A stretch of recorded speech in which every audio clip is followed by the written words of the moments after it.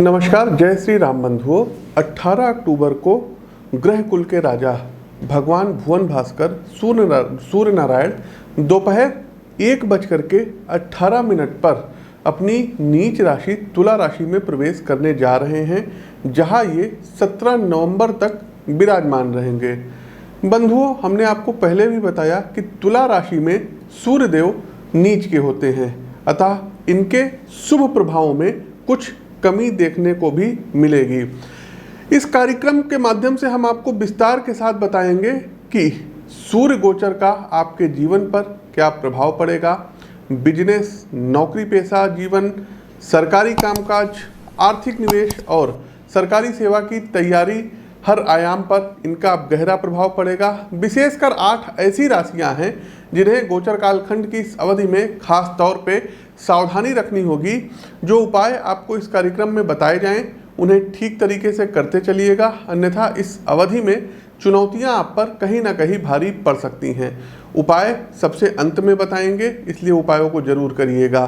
3 राशियों के लिए नीच के सूर्य धन, वैभव और तरक्की का भी मार्ग प्रशस्त करेंगे। तो चलिए बिना किसी देरी के क्रमवार जानते हैं कि मेष से लेकर के मीन राशि अर्थात प्रत्येक राशि के लिए सूर्य का गोचर क्या कुछ लेकर के आया है। आपकी जानकारी के लिए बता दें कि प्रस्तुत गोचर आपकी चंद्र राशि व आपकी नाम राशि दोनों पर संयुक्त रूप से आधारित है। इसके अलावा साथियों, कोई भी उपाय करने से पहले हमारी एक व्यक्तिगत सलाह है कि आप किसी भी एस्ट्रोलॉजर से अपनी पत्रिका का विश्लेषण जरूर करा करके मार्गदर्शन प्राप्त करके तब उपायों को करेंगे तो ज़्यादा बेनिफिट होगा, क्योंकि आपका जन्म जब हुआ होगा तो उसकी डेट ऑफ बर्थ, टाइम और बर्थ प्लेस के आधार पर एक कुंडली का निर्माण किया जाता है। क्योंकि लाखों करोड़ों अरबों लोगों की मेष से लेकर के मीन राशि होती है। साथियों, आपके वास्तविक जीवन में क्या चल रहा है ये आपकी जन्म कुंडली को भली भांति देख करके उसका परीक्षण करने के उपरांत ही कुछ उपाय अच्छे दिए जा सकते हैं। आगे बढ़ने से पहले साथियों, सूर्यदेव नीच के हो रहे हैं तो कुछ प्रिडिक्शंस है। शासन प्रशासन में जो अधिकारीगण हैं या जो है क्लास 1 क्लास 2 ऑफिसर्स हैं, इनको विशेष ध्यान देना होगा, क्योंकि कहीं ना कहीं कुछ ना कुछ इनके साथ गड़बड़ हो सकता है। आपने यदि कुछ गलत किया है तो उसका दंड नीच के सूर्य भी आपको देंगे।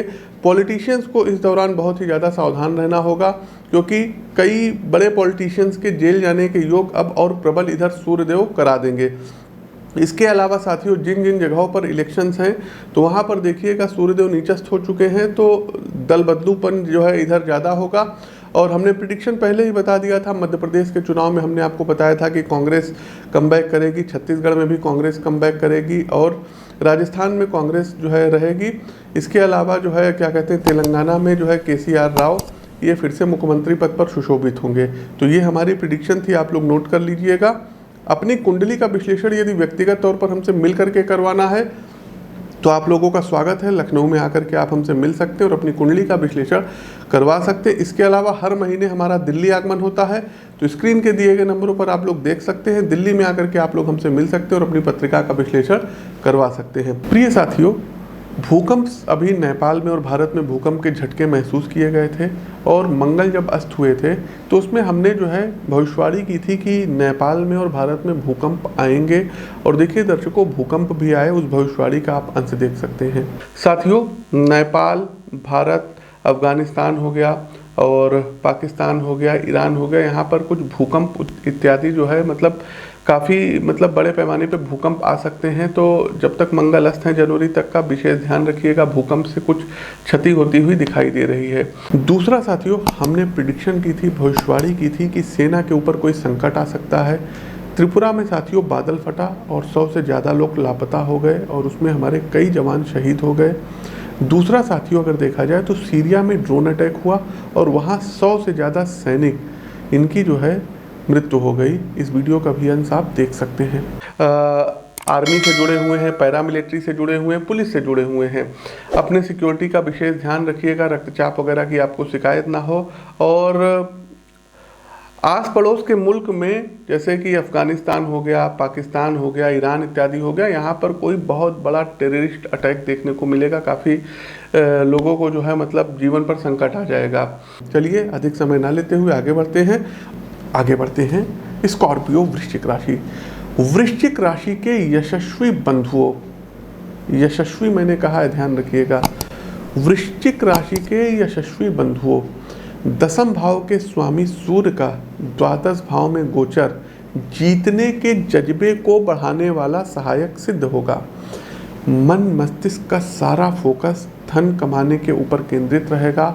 आपका अधिकतम प्रयास यही होगा कि कैसे भविष्य के संदर्भ में आर्थिक स्थायित्व प्राप्त किया जा सके। कार्यस्थल पर आपकी पोजीशन मजबूत होगी। वर्क मोटिवेशन जबरदस्त रहने वाला है, जिसके चलते अधिकतम प्रोजेक्ट्स में आपकी सहभागिता कंपनी सुनिश्चित करेगी। व्यक्तित्व में कार्य के प्रति ईमानदारी और दृढ़ता का विकास प्रमोशन और सैलरी इंक्रीमेंट दिलाने वाला सहायक सिद्ध होगा। अपनी स्किल को आप ज़्यादा से ज़्यादा टास्क ओरिएंटेड रखेंगे। जो जातक सरकारी सेवा, हैवी जो है बिजनेस इंडस्ट्रीज, टेक्सटाइल और ऑटोमोबाइल सेक्टर से जुड़े हैं, उन्हें सूर्य काफ़ी अच्छा लाभ कराएंगे। बिजनेस में संभावनाओं के नए फलक खुलेंगे। व्यापार विस्तार की जो योजनाएं लंबे समय से ठंडे बस्ते में रखी हुई थी, उसमें अकस्मात तेजी आएगी। नए समझौते होंगे, इन्वेस्टमेंट बढ़ेगा और मजबूती से आप मार्केट में अपने उत्पाद का प्रमोशन करेंगे। आपकी तेज तर्रार कार्यशैली विरोधी खेमे पर हावी रहेगी, जिसका परिणाम ये होगा कि आप मार्केट में अपना एकाधिकार स्थापित करेंगे। आर्थिक सेहत भी सूर्य सुधारेंगे। अपने खर्चों पर आप नियंत्रण रखेंगे। समझदारी से बचत का निवेश, कर्ज में कमी, ये सभी पॉइंट आर्थिक लिहाज से मजबूती देंगे। इसके अलावा यदि आप शादीशुदा हैं तो जीवन साथी भी अपने कैरियर में कुछ बड़ी उपलब्धि हासिल कर सकते हैं। वहीं स्वास्थ्य के संदर्भ में हृदय का निर्भीकता मन एवं शरीर के विकारों का नाश करेगी। मस्तिष्क में सकारात्मक ऊर्जा की तरंगे टेंशन, अवसाद, आलस्य का दमन करते हुए आपको आनंदित करेगी। चलिए, किसी राशि के लिए तो सूर्य का गोचर अच्छा है। आगे बढ़ते हैं।